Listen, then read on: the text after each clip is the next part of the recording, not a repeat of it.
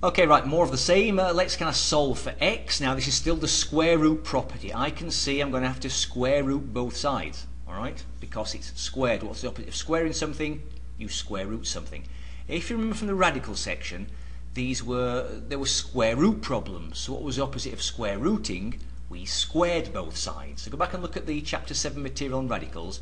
Because there were square root problems, we squared both sides. These are squared problems, so we square root both sides. Do the opposite.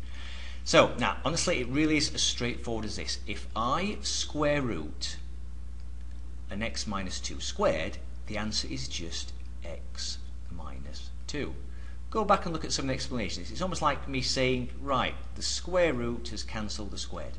Okay, so it's just the x minus 2.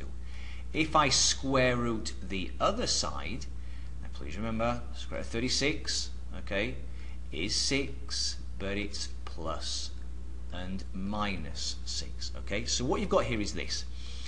X minus 2 equals 6, but also x minus 2 equals negative 6. Kind of like the absolute equations we did way back, but not. I mean, it's a similar, you know, we've got these two options. Right, you're still going to add a 2 to both sides. Add a 2, all right? Can you see here, x equals 8. Right, that's one answer. If you add a 2 here, and add a 2 here, x equals negative 4, okay? Now, why don't we just check these two numbers, eh? Let's just check, put them back in. Right, so if I can get rid of all this mess, let me just erase some of this stuff. Let's get a smaller eraser. Right. Okay. I'll do. Okay.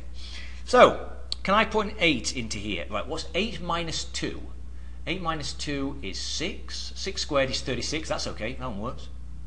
Negative 4. Negative 4, negative 2. That's negative 6. But if you square it, that's also positive 36. That one works. Okay. There you go. Right? So, you know, let me just show you how to do...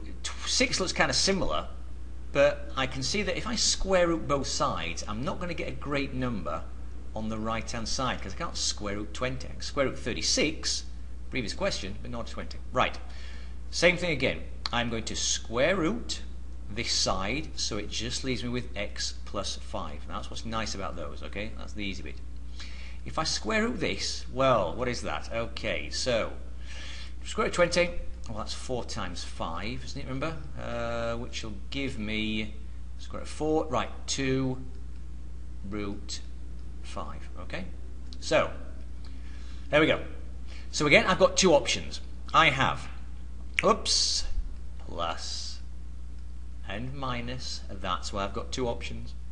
So, x plus 5 equals 2 root 5, but also x plus 5 equals negative 2 root 5, okay? Now, this is really all about just how you write the answer. Do you kind of realise you've got to still subtract 5 from both sides? Okay? So, the answer is just this. All you can do is write this. It's negative 5 plus 2 root 5. Okay? Because remember, I just took away 5 from this as well. But really, I can't really take away 5 from a 2 root 5. You kind of write it. So that's the version here. Negative 5 plus 2 root 5.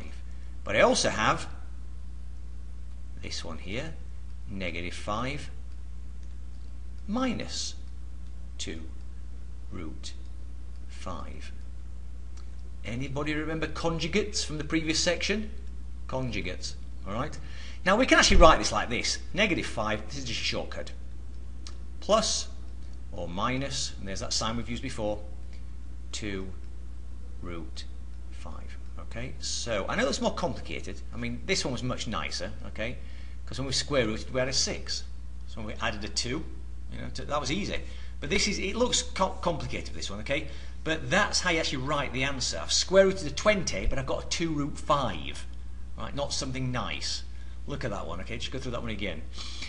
This next one's kind of nice. I can see things will square root nicely. Again, if I square root this one, I get 2x minus 1. If I square root the other side, don't forget, please, plus or minus 9. Right? 9, but plus and minus. Students forget about the minus one. Okay?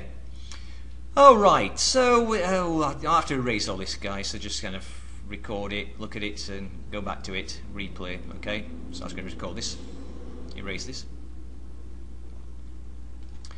Okay, right, so I am going to add a 1, okay, to both sides. I'm going to add a 1, okay, but I'm going to add a 1 to a positive 9 and then a negative 9. So I've got this, okay, here we go. I have 2x, let's just write it out again. 2x minus 1 is 9, but also remember 2x minus 1 equals negative 9. That's kind of what I'm saying, okay? So when I do add a 1,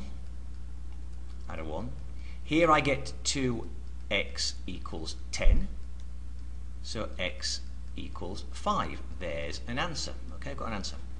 Over here, if I add a 1, I get 2x this time equals negative 8. Negative 8, okay? So x equals negative 4, right? And that's the other one. We can go back and have a look. 2 times negative 4 is negative 8. Yeah, they're both going to work, okay? 5, 10, okay, right, so those are your two answers. Oh, may as well do the last one. All right, okay, last one. So here we go. The reason why I'm doing this one is this one, see, will going to involve an I, because look at that, negative 100. All right, so again, if I square root this left-hand side, that's the easy bit, I get x plus 4, okay? I've square rooted a squared, just the x plus 4. This is going to give me, again, remember, plus or minus, not just one, not just 10i, but plus or minus 10i. Okay, there we go. I've square rooted both sides. Square root of 100, negative 100, 10i, but plus and minus. I am just going to take away a 4 from both sides. Again, it's how to write this. Okay, so I have x plus 4, I'll write it out fully again, equals 10i. But I've also got x plus 4 equals negative 10i. Okay, those are my two options when I square root the negative 100. When I take away 4, okay, all I can write, oops, where's the I gone? All I can write is this, x equals negative 4 with a plus 10i. There's the plus 10i. And here when I take away 4, I'll have x equals negative 4 again, but with the minus 10i. Again, these are conjugates, okay? And again, for shortcuts, if I just give ourselves a little space at the bottom here, don't know that, we'll do that later, you can write it like this. X equals, there's two answers, but you can write it as negative 4 plus or minus 10i. Okay, so that's a nice kind of shortcut way of writing it. Okay, so if you've got that, that's the square root property. Square root both sides.